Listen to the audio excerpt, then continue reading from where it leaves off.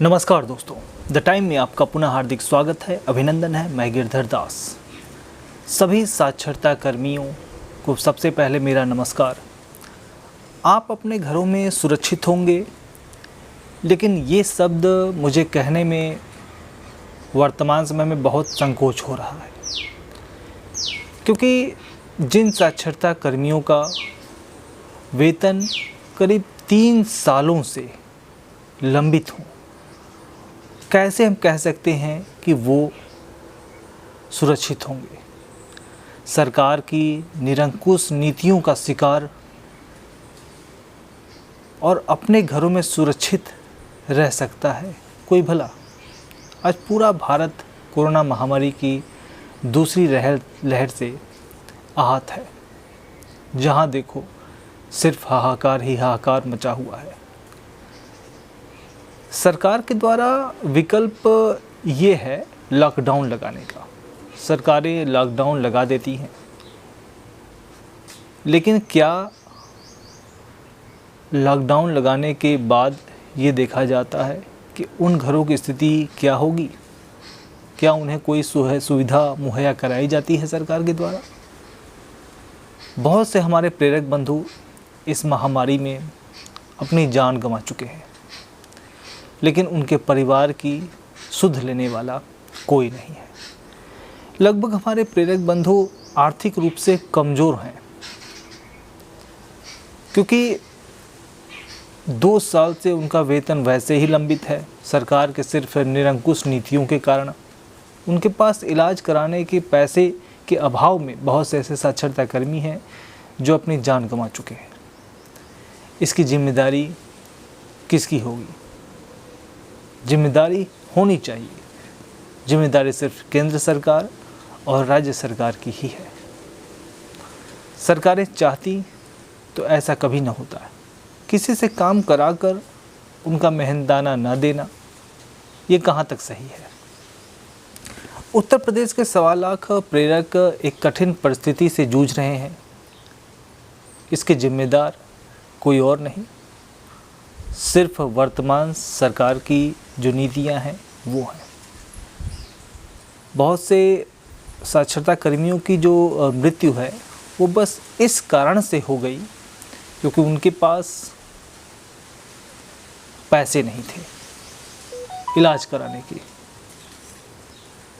तो और उनका खुद का पैसा रहते हुए वो इलाज नहीं करवा पा रहे हैं, क्योंकि सरकार 2 सालों से उन साक्षरता कर्मियों का जो वेतन है वो आज तक नहीं दी।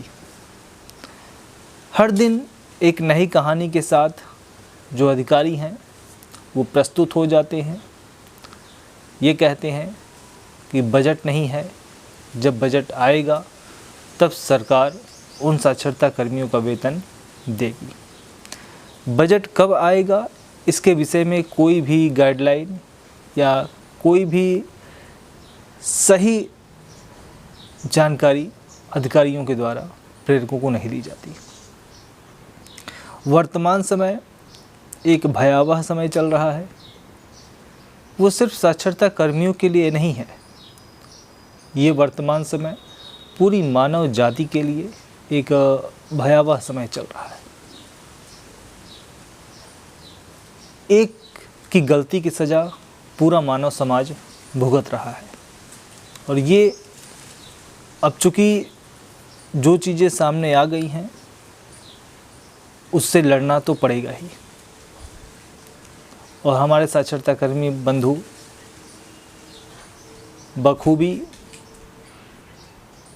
थक हार के लड़ रहे हैं, क्योंकि लड़ने के सिवा उनके पास कोई ऑप्शन ही नहीं है।